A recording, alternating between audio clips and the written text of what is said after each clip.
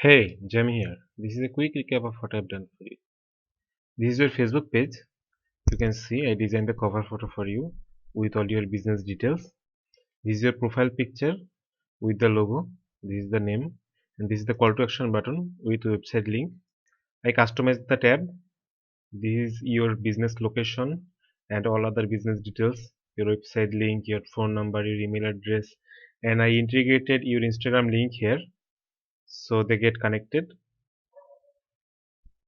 Your Instagram page here. This is your profile picture with the logo, the name here, your other business details, the website link here, your location here, and this is the contact button. If anyone click the contact button, they will see your phone number and email address. So that's it for today. Hope you understand everything, and thank you for your order. We'll talk later.